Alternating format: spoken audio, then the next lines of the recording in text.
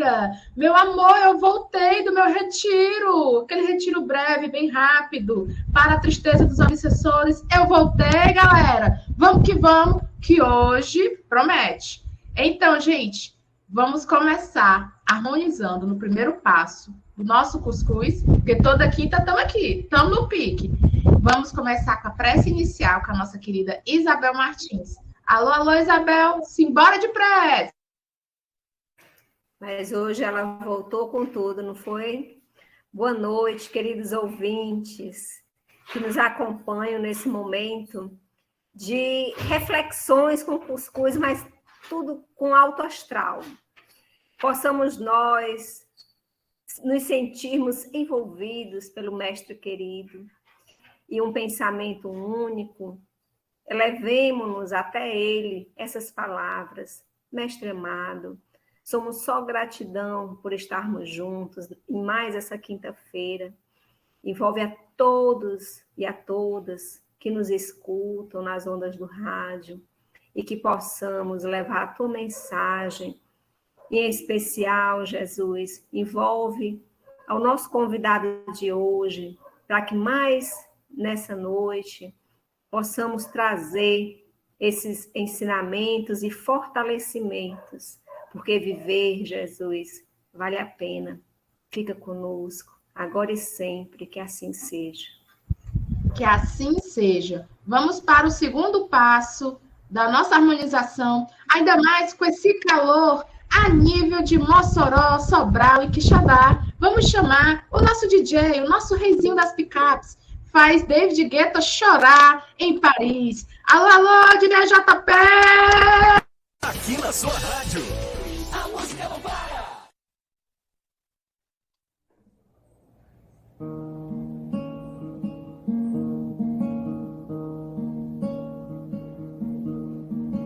Muito tempo se passou e aqui novamente encontrar você.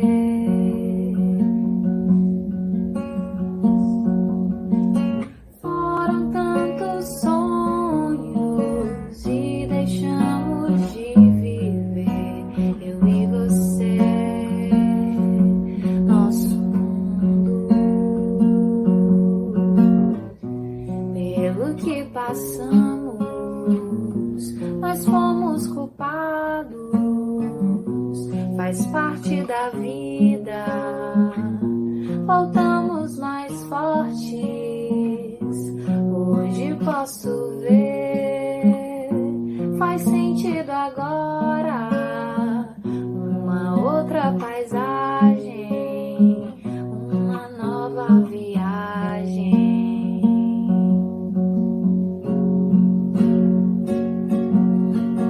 Muito tempo se passou e aqui novamente encontrar você.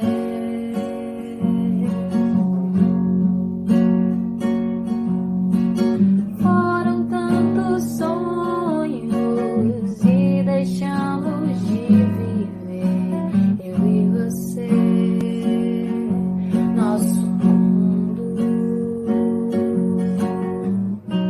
Pelo que passamos, nós fomos culpados, faz parte da vida. Voltamos mais fortes, hoje posso ver, faz sentido agora, uma outra paisagem, uma nova viagem.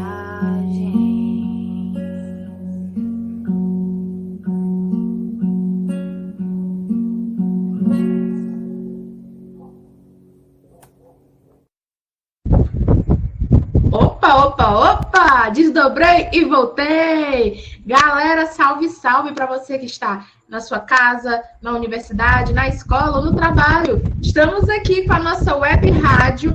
E aí, toda quinta-feira, meu querido, é isso. Vão trabalhando todo mundo junto e misturado. Aí vocês já estão com suas cumbucas de cuscuz preparadas, os seus copos e galões de água fluidificada. Espero que sim. Ah, Paloma, mas eu sou desencarnado. Amor, fica aqui, pode vir, igual coração de mãe. Você fica mais um.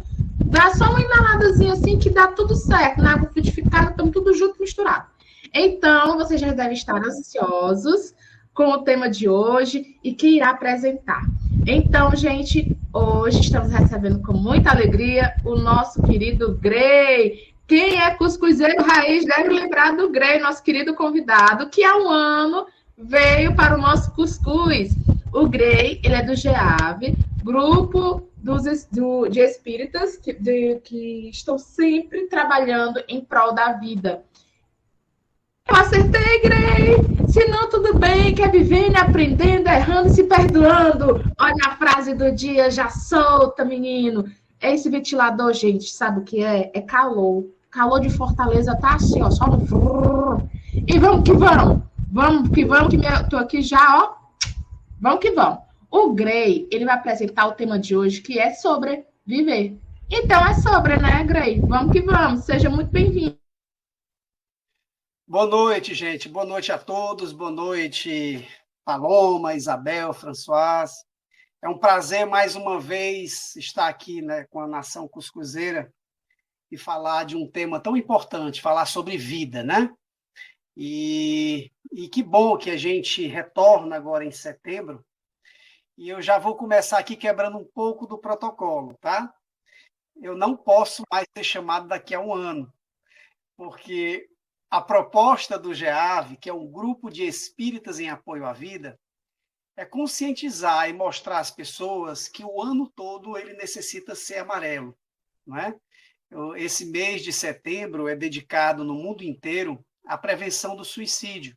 É uma forma de, numa data que é 10 de setembro, que é dedicado mundialmente à prevenção do suicídio, de lembrar algo que, na realidade, é necessário durante todos os dias do ano. Infelizmente, as pessoas não desistem da vida apenas em setembro, mas também em outubro, novembro, e aí vai, né? Então, esse tema, infelizmente, ele ainda é muito presente.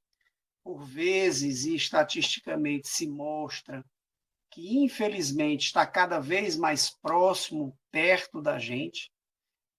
Basta vocês saberem que, segundo a Organização Mundial de Saúde, a cada 2 segundos, uma pessoa tenta tirar a própria vida, tá? A cada 40 segundos, uma pessoa tira a própria vida. Para vocês terem uma dimensão mais palpável do que se representa isso, ao longo da nossa conversa, que vai durar aproximadamente 1 hora, desde o momento que a Paloma abriu os seus 220 volts, o nosso programa, né, de hoje, estatisticamente, a gente vai ter 90 pessoas que vão tirar a própria vida. Eu estou falando de 3 ônibus lotados. Aproximadamente 1.800 pessoas vão tentar tirar a própria vida. Eu estou falando de 60 ônibus lotados. Então, é disso que nós estamos falando. Dessa questão. O suicídio é todo ato que um indivíduo comete consigo e que tem o resultado final a própria morte. A doutrina espírita amplia esse entendimento, né? Que não é só aquele ato consciente, ato que a pessoa, de maneira direta, mas a doutrina espírita amplia isso para as ações indiretas também. E hoje a ciência também já chega nesse entendimento, né? Então, aquele esquecimento de tomar determinados medicamentos e que, na realidade, são desistências da vida, aquela exposição a riscos desnecessários. Então, esse problema ele é muito maior do que a gente imagina. Eu costumo dizer, sabe, Paloma, que o suicídio ele é um resultado final e indesejável, o final mais trágico de um longo processo de desistências que a pessoa vai passando, né? Ressalvando aqueles casos de impulsividade, mas normalmente é um processo longo de desistências. A gente vai vivenciando algumas coisas na nossa vida, alguns sofrimentos, algumas situações que a gente convive e que a gente não vai suportando. Então, nós vamos desistindo de sorrir, nós vamos desistindo de conviver, nós vamos desistindo dos amigos, a gente desiste do convívio com os familiares, a gente vai desistindo do prazer de coisas que a gente tinha muita felicidade em fazer. Então, a gente desiste de tocar violão, de sair com os amigos. A gente vai desistindo de sair de casa, desistindo de procurar a luz. Então, a gente vai se enclausurando, a gente vai entrando nesse processo de desistências. E muitas vezes a gente pode entrar em processos de depressão mesmo, né? Não que toda pessoa que esteja ou que passe por depressão tenha como final o suicídio. É até um número em torno de 15% apenas. Mas muitas das pessoas, a grande maioria das pessoas que tiram a própria vida, elas têm como pano de fundo algum processo de adoecimento da sua mente, né? Algum processo de depressão, de bipolaridade, de esquizofrenia, alguma questão da sua mente que não está bem resolvida. Então, nós, como espíritas, nós temos que compreender o que a ciência e a doutrina espírita também nos fala, que nós somos seres integrais. Nós somos seres que temos várias dimensões. Nós temos uma dimensão biológica, uma dimensão social, uma dimensão espiritual e uma dimensão psíquica, né? Então, nós temos que cuidar de todas essas dimensões. Então, a espiritual, a gente tem uma doutrina maravilhosa, uma doutrina de esclarecimento, uma doutrina de esperança, uma doutrina que traz luz para uma série de coisas. Então, a parte espiritual ela é extremamente importante. E a casa espírita tem várias atividades. A terapia do evangelho, a fluidoterapia, os passes, enfim, a gente sabe todo aquele cabedal de atividades que uma casa espírita nos traz alívio e pode nos ajudar muito.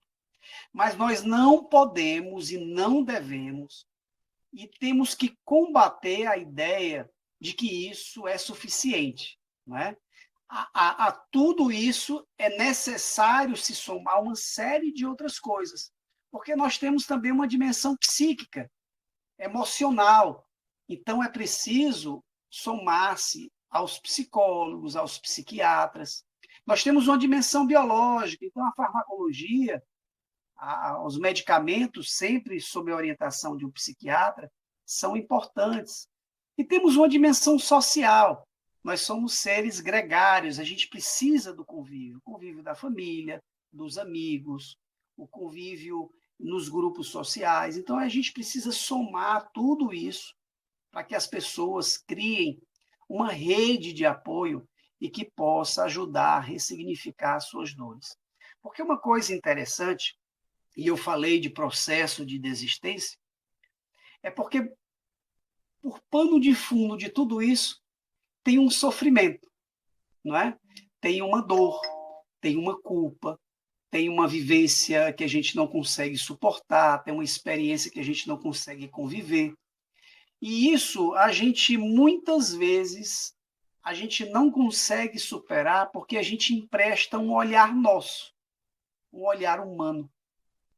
E o que a doutrina espírita nos convida é a trazer um novo olhar para a nossa vida, para a nossa dificuldade, para a nossa dor.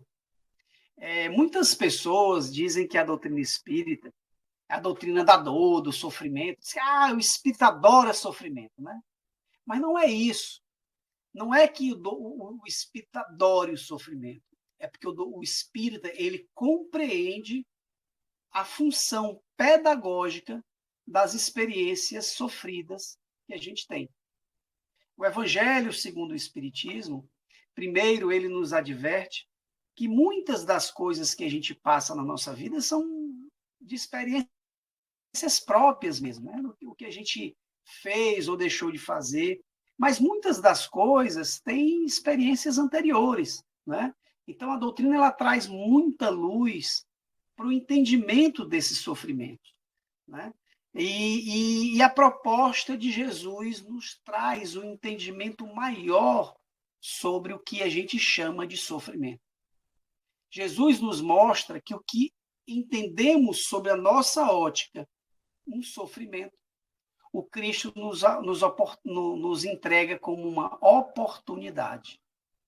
Então, muitas vezes, essa experiência que nos leva para baixo, que nos tira a alegria, que nos tira a esperança, que nos tira o se sentir com apoio, muitas vezes é um olhar que nós temos equivocado de, na verdade, uma grande oportunidade, né?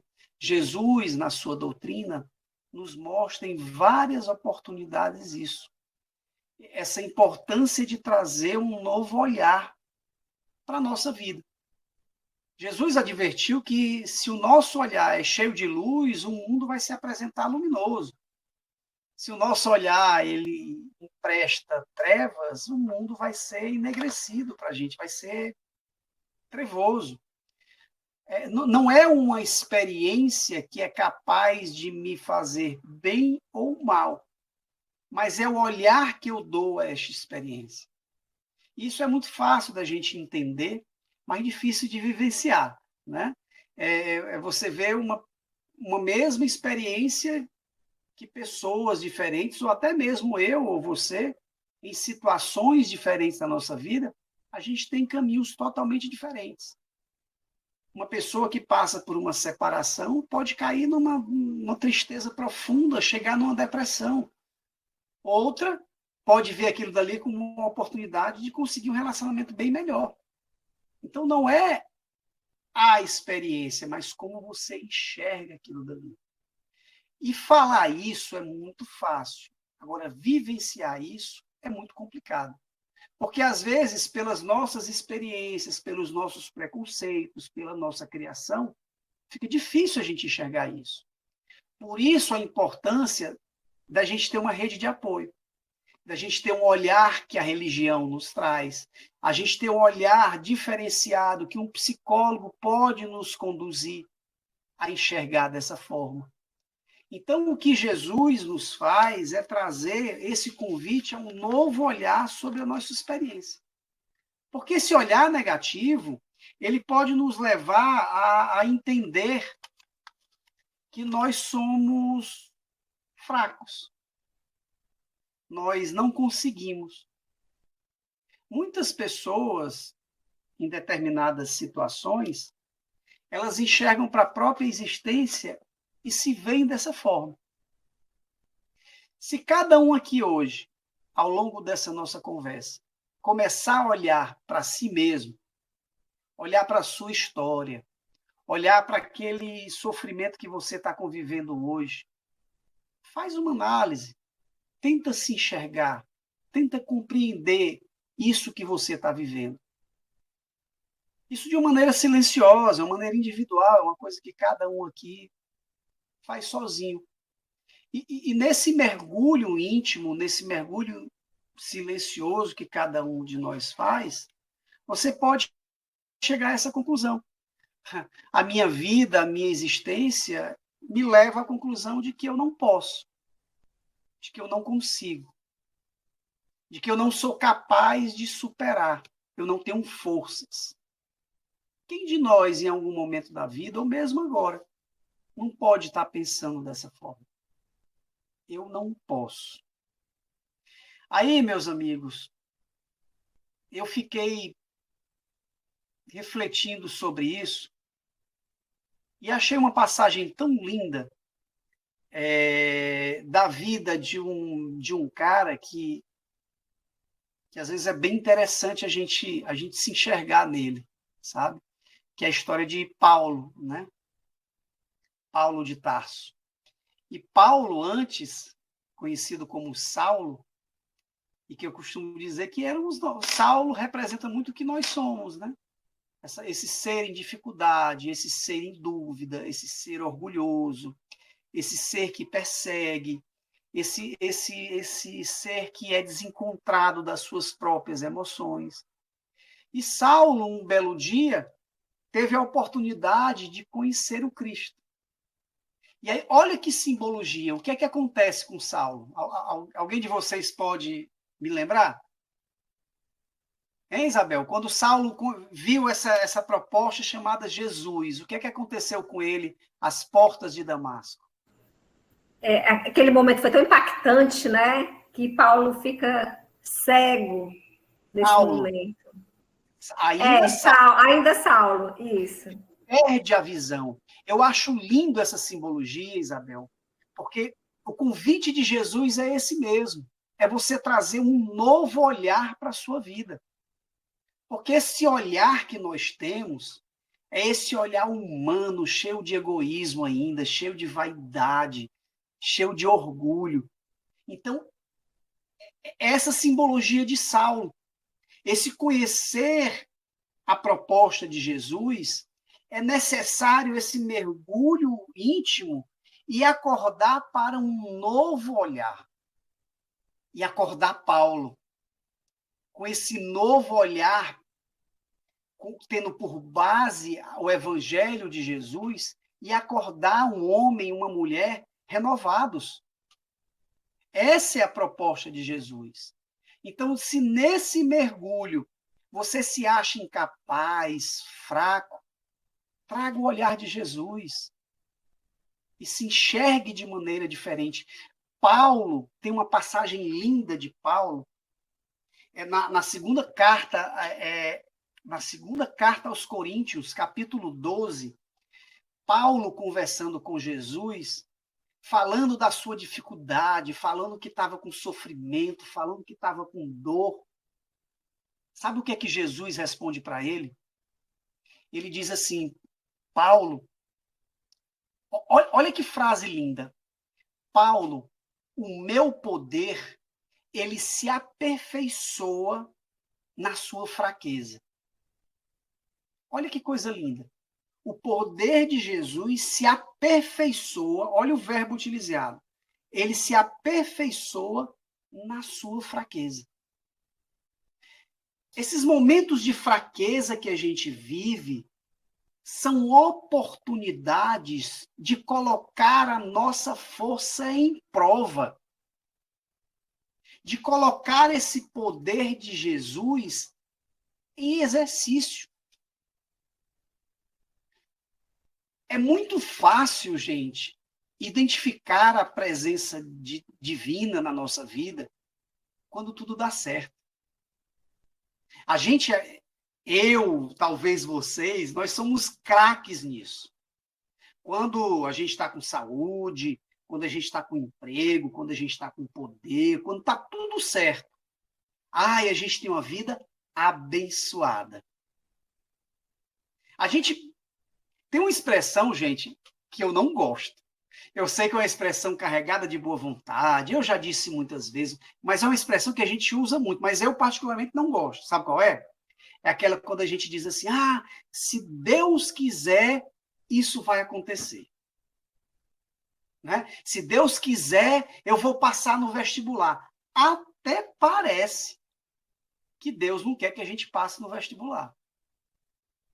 Parece que Deus ele está tramando para que a gente não passe, né? Gente, Deus quer sempre o nosso melhor. Deus quer, estuda. Faz a tua parte. Né? Então, assim, se Deus quiser, parece que a gente duvida do bem-querer de Jesus. Parece que a gente duvida da boa intenção, da boa vontade de Deus na nossa vida. A gente precisa enxergar Deus na oportunidade. A gente precisa parar de medir a presença do divino pela quantidade de coisas que a gente recebe, coisas que a gente quer. A nossa vida é cheia de oportunidade. Às vezes, Eu quero saúde, mas o que eu preciso é a ausência da saúde. Talvez para eu exercitar a minha humildade, porque às vezes é na doença que eu me sujeito a precisar e a depender do outro. E no meu orgulho, na minha saúde, no auge da minha saúde, eu só dou patada no meu próximo. Aí o Pai me tira a saúde, me dá a oportunidade da doença para exercitar, para colocar o aperfeiçoamento da força do Cristo. E a gente renega.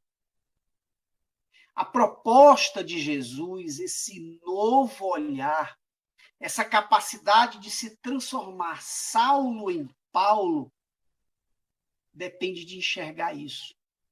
Depende da gente reconhecer que esses momentos também são momentos abençoados.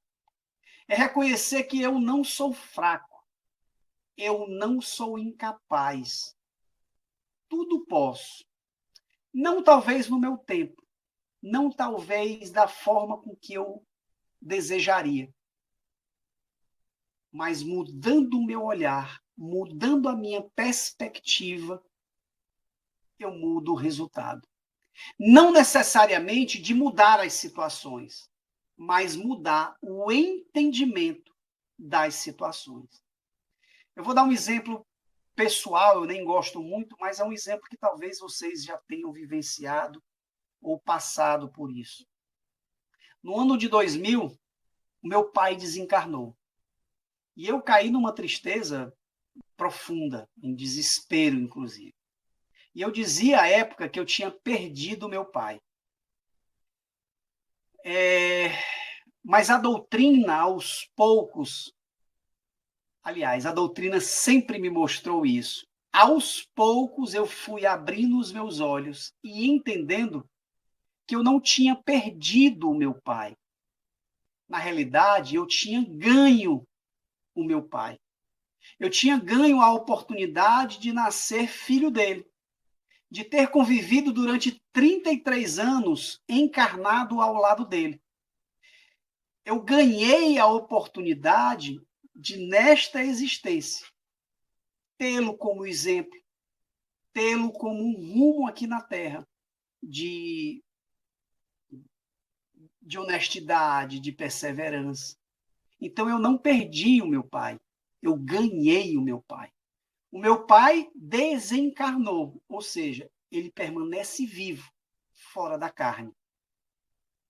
Entendam, eu não mudei o fato. O meu pai desencarnou. Eu continuo sem sentir o cheiro, sem abraçar, sem estar fisicamente do lado do meu pai. Isso não muda. Mas eu mudo o olhar, eu mudo a perspectiva. E mudando esse olhar, mudando essa perspectiva, eu mudo o resultado.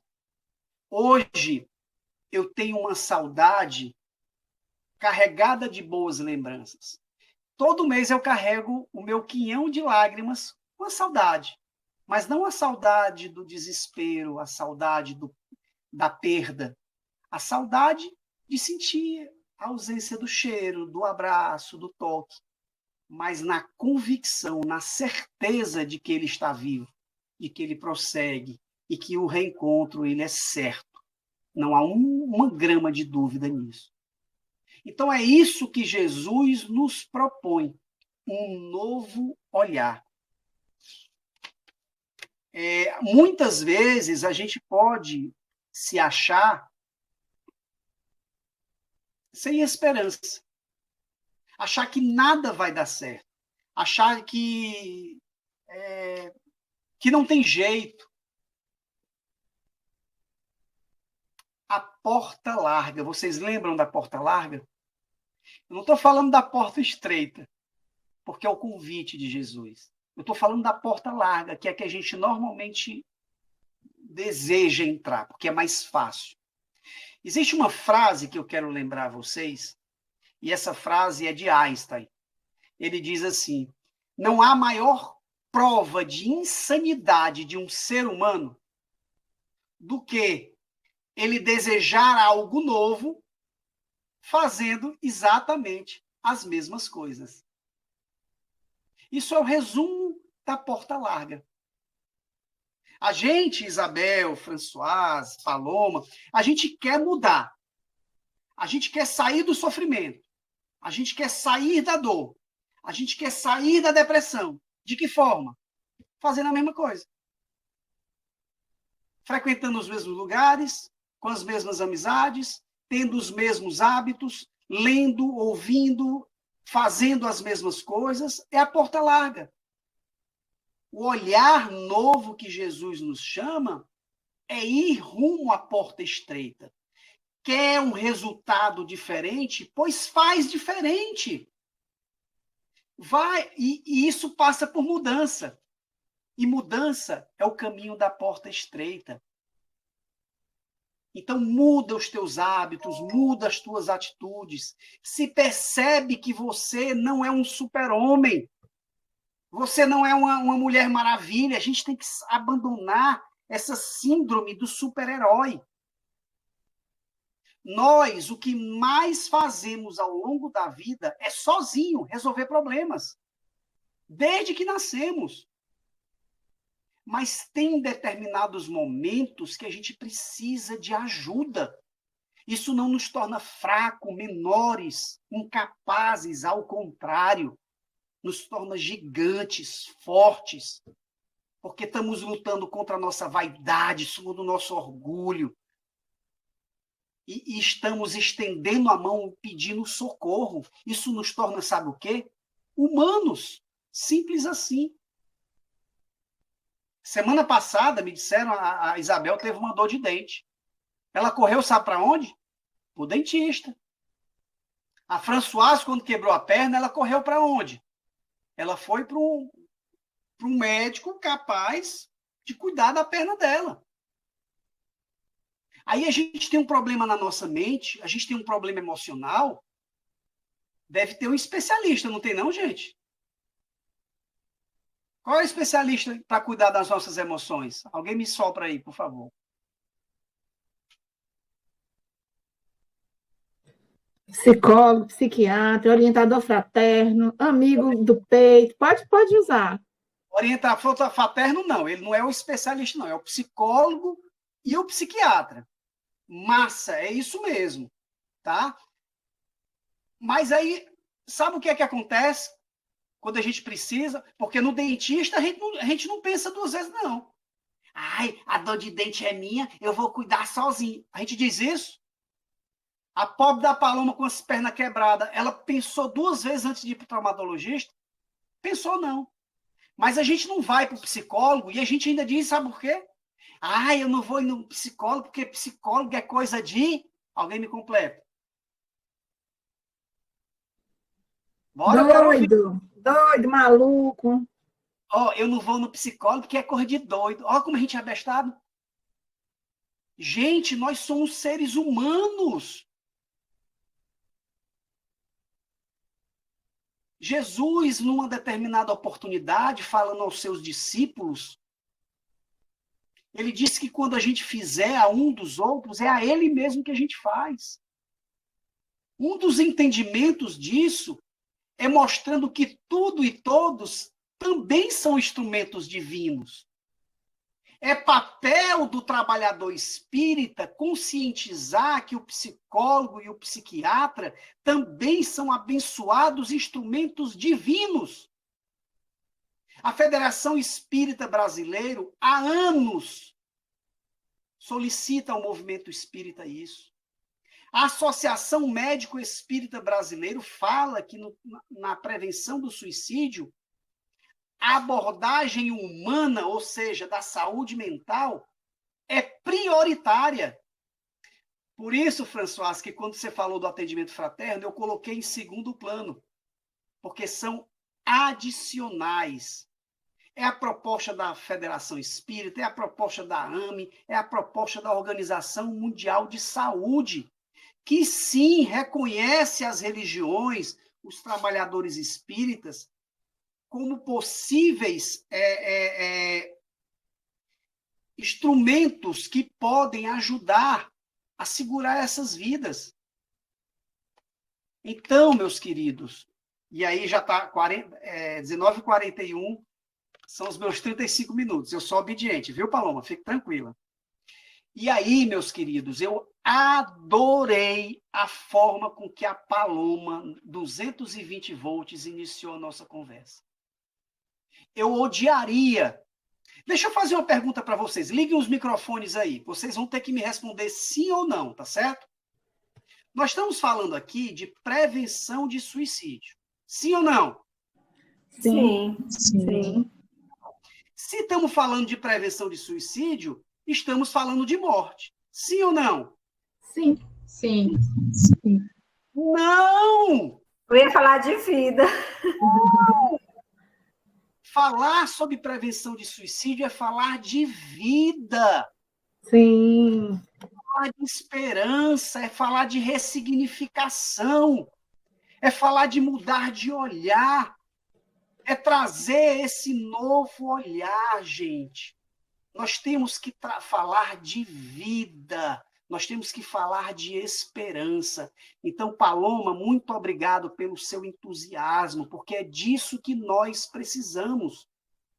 Falar de prevenção de suicídio é falar de vida. Falar de prevenção de suicídio não é falar de ponto final. Não é falar de desistir. É reconhecer, sim, que algumas pessoas podem estar com esse olhar, podem estar pensando em desistir. Mas falar de prevenção de suicídio é chamar não para um ponto final, mas para um ponto e vírgula. Reconhecer que isso que você está vivenciando pode ser um momento de mudança, um momento de ressignificação, de você olhar essa tua existência de um olhar diferente. E para isso você pode precisar de ajuda, você deve precisar de ajuda, e isso te torna lindo. Isso é um reencontro à tua humanidade. Isso te torna um gigante. Então, meus amigos, nós estamos falando não de desistir, mas de persistir, de vida. É esse olhar que a gente precisa trazer, tá? Então, minhas queridas, vamos parando por aqui e vamos abrir aí para o diálogo. Não foi 35, não, que eu estou medindo. Mas vamos lá.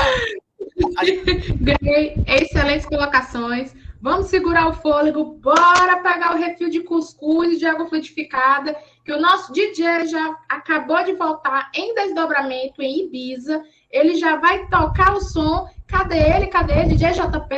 Bora, que até daqui a pouco, hein?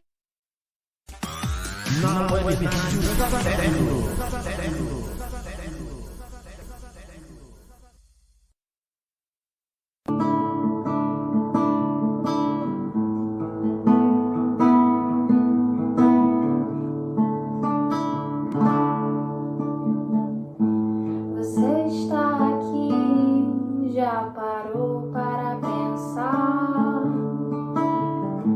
Por que tantas mazelas, diferenças entre nós?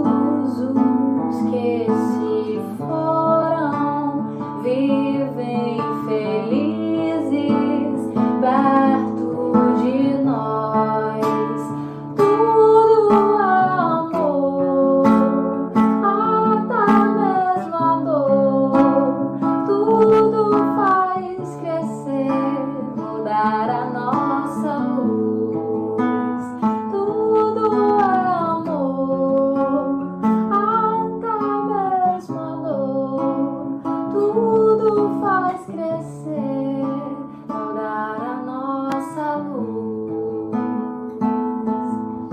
Amor, amor, amor,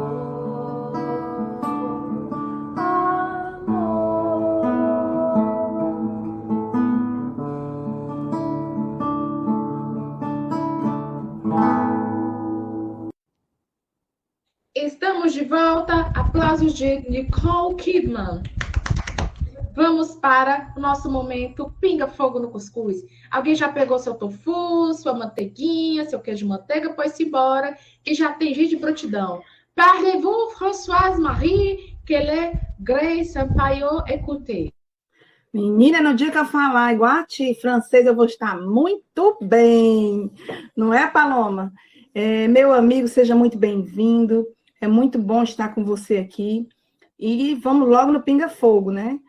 Nós vivemos numa sociedade massificada, onde o que está valendo agora é o ter e não ser. Então, há uma preocupação muito grande das pessoas em ter. E a gente vê que em países muito desenvolvidos, por incrível que pareça, onde você tem tudo, você tem pessoas que aumentam o número de suicídios. A doutrina espírita, ela vem nos elucidar sobre as questões da vida e da morte. E eu queria que você citasse alguma coisa que tem na obra espírita que veio a mudar a nossa opinião acerca... Eu sei que tem alguns livros que são tratados, que é o caso da Ivone Pereira, né, com Memórias de um Suicida, mas é um assunto que ele é pouco divulgado, tanto na mídia, como até mesmo dentro das casas espíritas, pelo receio, pelo teor do conteúdo que é falado, porque a maioria das pessoas tem medo de morrer mesmo. Elas não sabem como será o depois da morte, então elas fomos educados de forma equivocada sobre o viver e sobre morrer. Aí eu te pergunto, dá uma palhinha para nós, o que é o Espiritismo? Como é que é viver as máximas do Cristo no dia de hoje? Como é que eu posso me permitir ser eu? Vamos lá. Primeiro, deixa eu aproveitar uma fala tua, e nós temos obrigação, enquanto espíritas e trabalhadores espíritas, a gente tem que derrubar esse tabu. E o pior, é um tabu dentro de outro tabu, porque o primeiro grande tabu é o da morte, né? Se evita muito, se tem medo de se falar de morte. Então, primeiro, ainda mais do suicídio. E, gente, uma das unanimidades na prevenção do suicídio é que falar é a solução. Tá? Inclusive, muitas vezes a gente vê uma pessoa que está entristecida demais, está calada demais, ou que a gente sabe que está em depressão, ou mesmo a gente até sabe que determinadas pessoas estão com pensamento suicida, ou que tentaram suicídio, e a gente tem medo de falar. Não sei se vocês já passaram por isso, mas eu já passei por isso várias vezes, assim, porque a gente fica com aquela história assim, Paloma, o que é que eu vou falar para fulano? O que é que eu vou dizer? Eu não sei o que dizer, né? E aí a gente recua. Mas, gente, muitas vezes, quando a pessoa está em sofrimento, está em dificuldade, o que ela menos precisa é escutar. O que ela mais precisa é falar, é botar para fora. Então, o teu papel não é entregar solução, não é entregar caminho, não é entregar checklist, faça isso, faça assim, faça assado. O teu papel é ouvir, é escutar, porque ouvir é coisa do ouvido. Escutar é emprestar o ouvido direcionando para o coração. Escutar é ouvir com o coração. Então, escute o que a pessoa tem para falar. Empreste o seu ouvido. Gente, a fala, ela pode se equivocar. Eu posso falar uma bobagem, eu posso falar uma coisa errada. A escuta, percebam, ela nunca erra. Eu escutar a Paloma Eu não erro nunca na escuta. Então, a gente tem que primeiro desmistificar isso. A gente precisa, sim, falar sobre a questão da prevenção do suicídio. E trazendo para a doutrina espírita, tá? Divaldo Franco, ele diz que o grande viés da doutrina espírita é o consolo, mas também o esclarecimento. Divaldo Franco diz assim, especificamente na questão da prevenção do suicídio, quando se esclarece, também se consola. Então, além de todo o consolo que a doutrina espírita nos traz, de entender os problemas de uma maneira diferente, de mostrar que não estamos nesta vida nem com o olhar para frente e nem com o olhar para trás, ou seja, temos diversas vivências anteriores e também teremos posteriormente, porque a vida não se acaba, o que se acaba é a carne, né? Então, esse olhar nos traz muito consolo. No entanto, também devemos esclarecer. Esclarecer que a porta do suicídio não é a solução, mas é o caminho ao encontro de experiências e dores muito maiores. Você falou do livro Memórias do Suicida, de Ivone do Amaral Pereira, e lá ela relata, não é, o que acontece com a pessoa que desiste da própria vida. Então, não é a solução, pelo contrário, é buscar problemas que são muito maiores. Existe uma frase da ciência, não me lembro do nome do estudioso, que ele diz que o suicídio é um ato definitivo para um problema que é temporário. Isso é da ciência, mas isso é o olhar da doutrina espírita. Que entendam, ninguém quer se matar. Vocês já pararam para pensar nisso?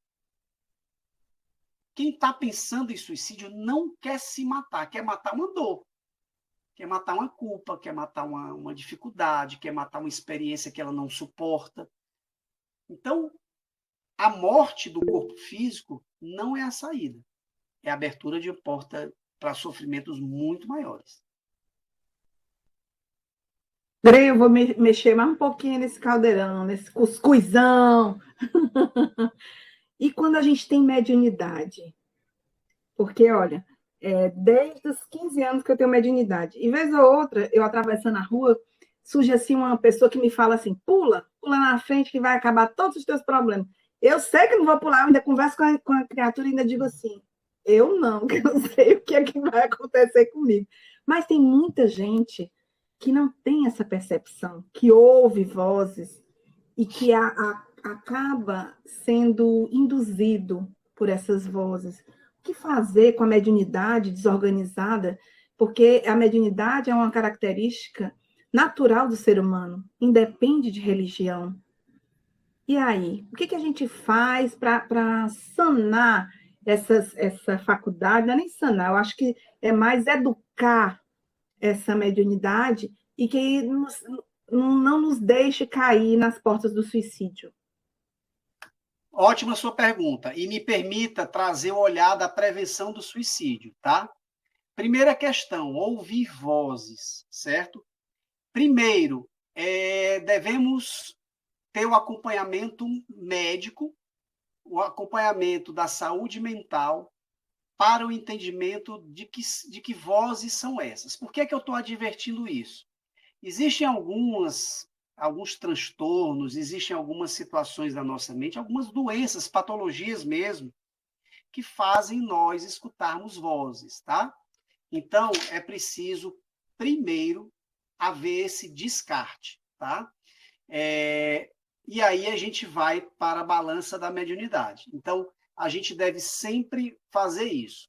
Na dúvida, trata os dois ao mesmo tempo, tá? Então, vai para o médico, vai para o psiquiatra, toma o medicamento e vai também tomar passe, vai estudar a mediunidade, vai fazer a terapia do evangelho, vai fazer o evangelho no lar. Gente, lembrem o que eu falei.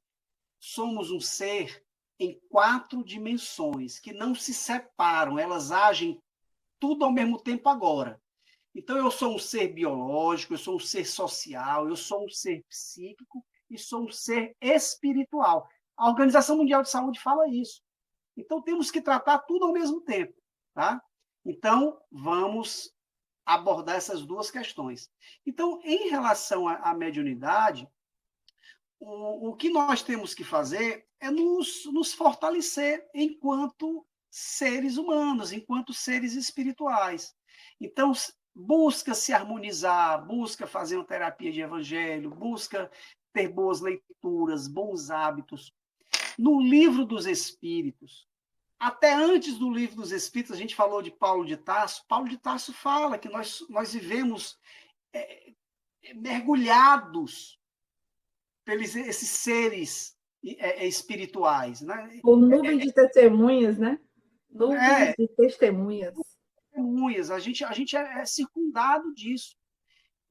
Kardec, indagando aos espíritos, se a gente sofria influência, os espíritos que às vezes vem logo aquela voadora nos peitos da gente, né? Eles dizem, olha, não só influencia, muitas vezes comandam as suas ações. Então, gente, nós sofremos sim influências. Ponto. Não adianta a gente querer tapar o sol com a peneira. Agora, olha o que o Livro dos Espíritos fala. Sofremos influências. Lá eles falam influências positivas ou negativas? Não falam. Então, aí a gente só quer colocar na balança da influência negativa. Se a gente está sofrendo influência negativa, nós estamos no rádio, não estamos, Paloma? Para a gente estar ouvindo o que a gente está ouvindo, a gente não tem que estar numa mesma sintonia do que a gente quer? É a mesma coisa. Então, vamos buscar boa sintonia. E o que é essa boa sintonia? É se harmonizar. E como é se harmonizar, gente? Gente, é mudar os hábitos. É mudar o que lê.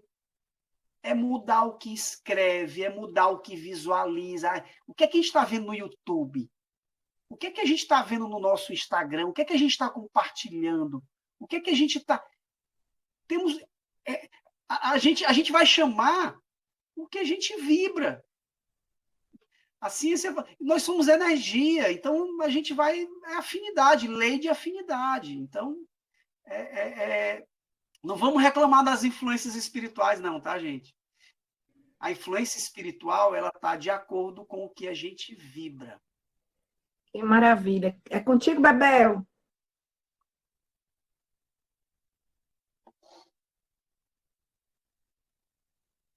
Fica melhor. Minha amiga, ligue o microfone. Desculpe.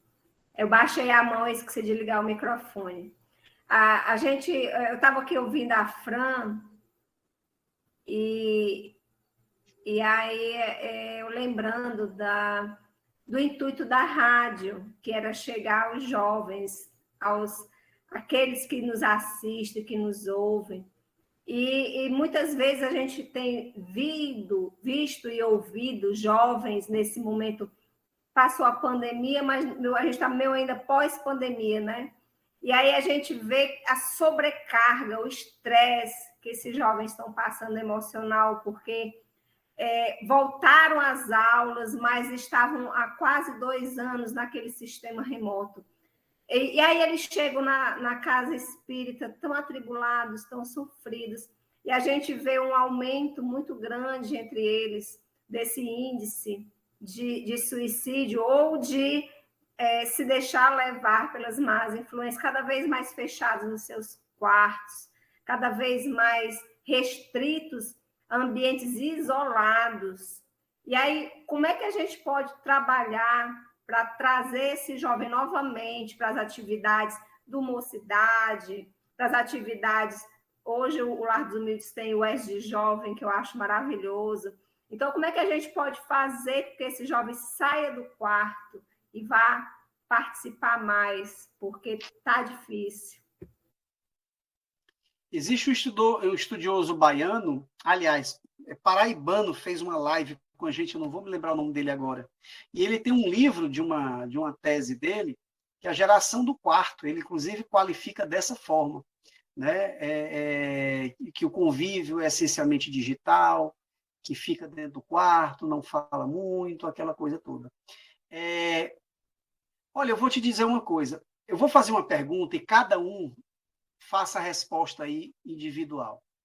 Quantos amigos você tem no Instagram?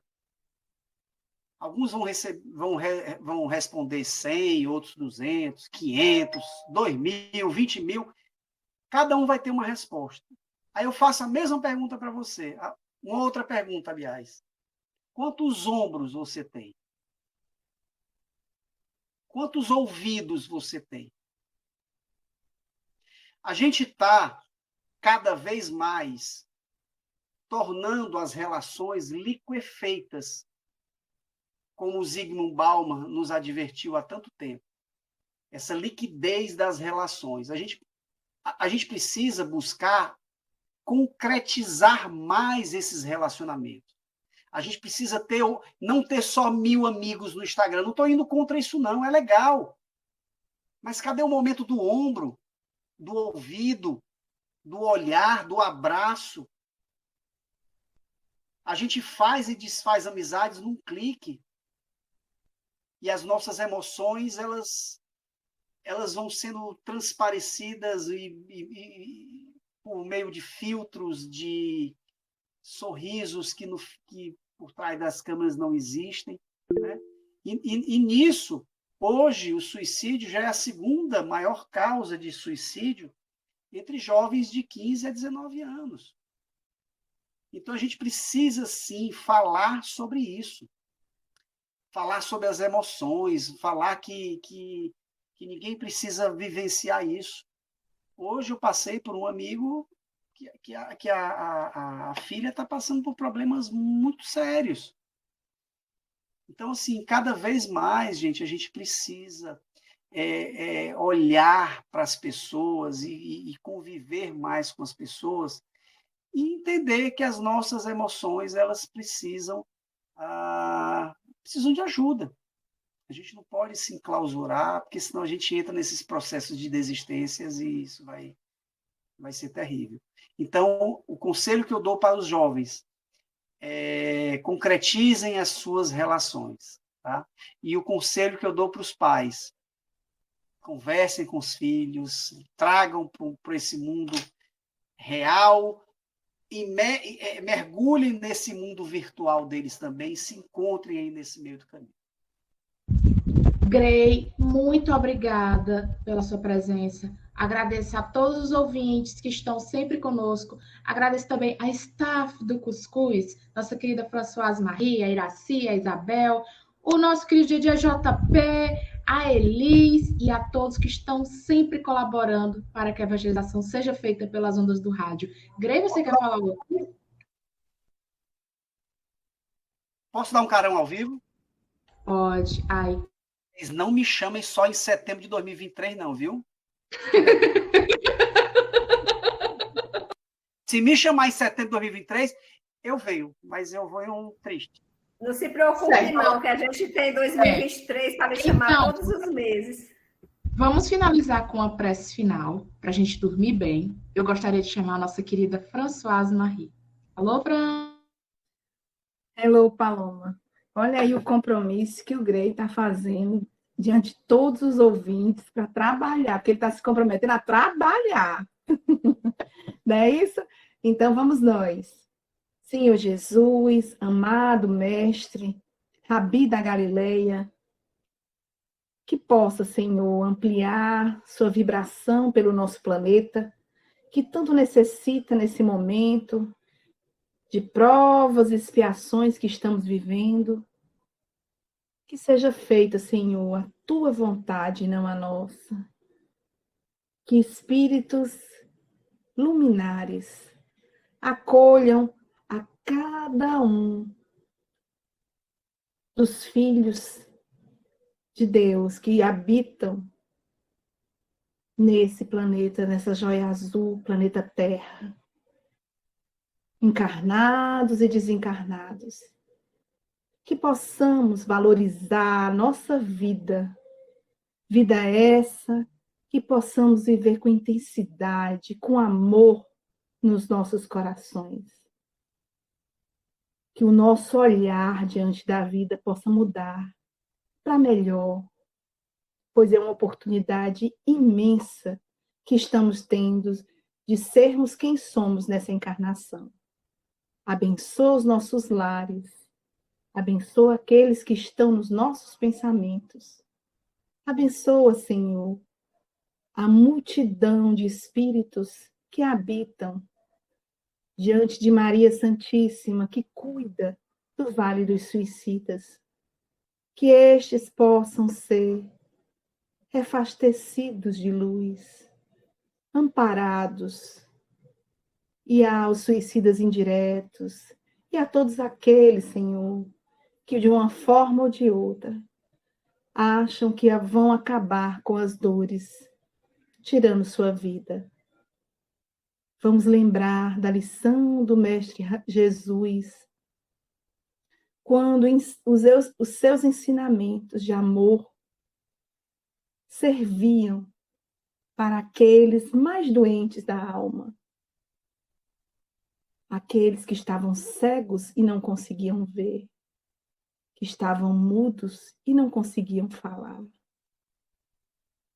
aos leprosos, a todos aqueles, Senhor, daquela época, porque vivemos épocas nesse mesmo planeta e muitos espíritos aqui estão em roupagem diferente.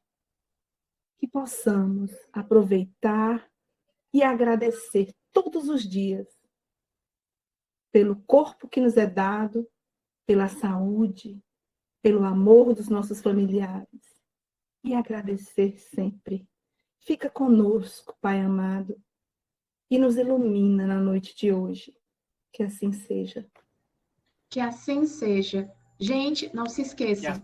Estão sabendo da novidade? Nosso canal do YouTube, Centro Espírita Lar dos Humildes, todas as terças, temos o nosso episódio, o nosso podcast, que são as gravações do nosso encontro aqui toda quinta-feira, para todos os ouvintes que não puderam e não podem nos ouvir em dias de quinta-feira.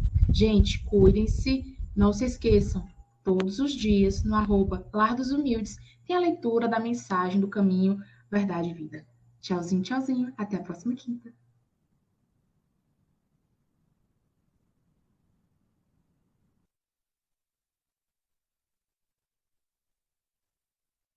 Resolver.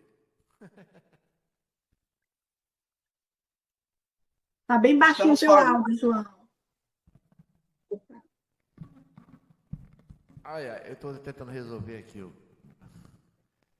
Teu áudio.